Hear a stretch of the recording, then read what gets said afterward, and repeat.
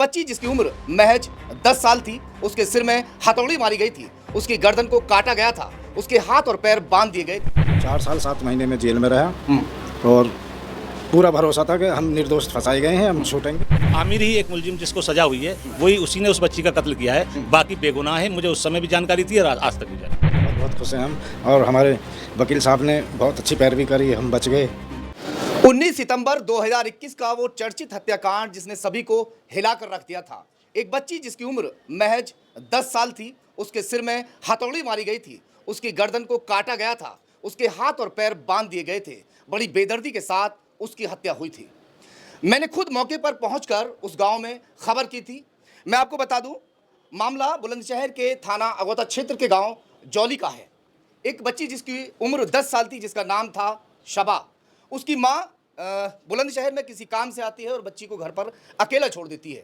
उसी दौरान ऐसी घटना घटित होती है, जिसने भी उसे देखा उसी के पैरों तले ज़मीन निकल गई।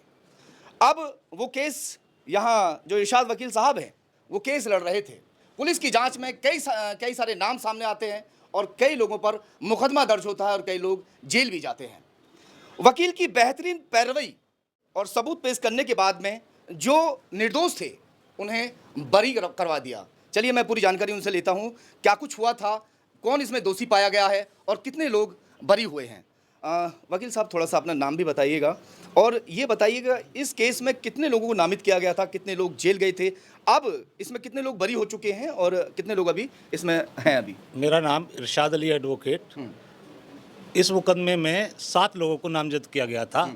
इसकी वादिया थी रानी शबनम और घटना थी ये 19 सितंबर 2021 को 5:10 की बताई जाती है। हामिद अली, इंशाद, फरियाद, मुजम्मिल, मुदस्सिर और मुजाहिद और आरिफ को नामजद किया गया था। दौरान विवेचना 2 लोगों के नाम और आए, एक आमिर और एक शादाब। पुलिस ने इन्वेस्टिगेशन किया और इन्वेस्टिगेशन में 5 लोगों की नामजदगी गलत पाई। मुदस्सिर, शादाब, मुजम्मिल और आमिर के खिलाफ चार्जशीट दाखिल की। कोर्ट में मुकदमा चला।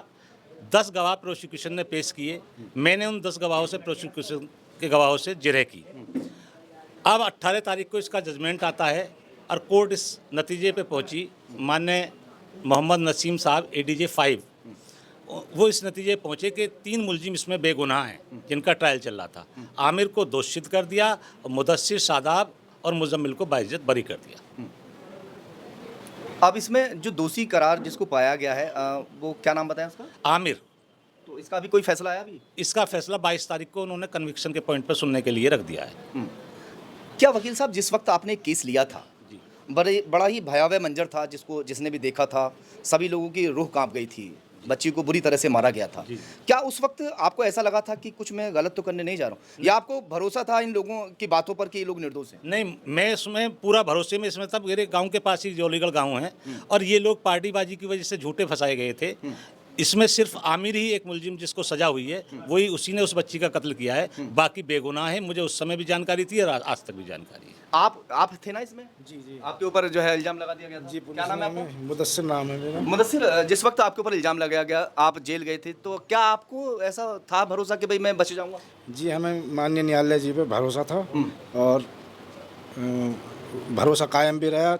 और कितने दिन आपको जेल में रहना पड़ा? 4 साल 7 महीने में जेल में रहा और पूरा भरोसा था कि हम निर्दोष फंसाए गए हैं, हम छूटेंगे। वजह क्या रही है ऐसी कि जिसकी वजह से आपको फंसा दिया गया? एक ये गांव की रंजिश से, पार्टीबाजी से और के पार्टीबंदी से, इसलिए। बिल्कुल ऐसा होता है अक्सर गांव में या शहर में, जो राजनीति है या पार्टीबंदी है, जिसके तहत कभी कभी निर्दोष लोगों को फंसा दिया जाता है।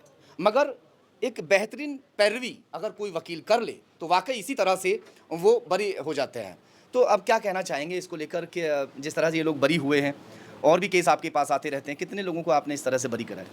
मैंने करीब 17-18 साल में सरकारी वकील रहा, बहुत लोगों को सजा कराई और अब जितने मुकदमे में डिफेंस की ओर से लड़ रहा हूँ, मैं कोशिश करता हूँ कि ज़्यादातर लोगों को बरी कराया जाए।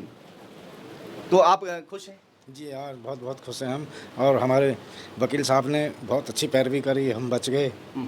और 4 साल 7 महीने तक जेल में रहना और 4 साल 7 महीने के बाद में अचानक से फिर खबर आती है कि आपको बरी कर दिया गया है। वाकई अपने आप में काबिल तारीफ़ है। और ये श्रेय जाता है वकील साहब को। वकील साहब ने अच्छा काम किया और अच्छी पैरवी की।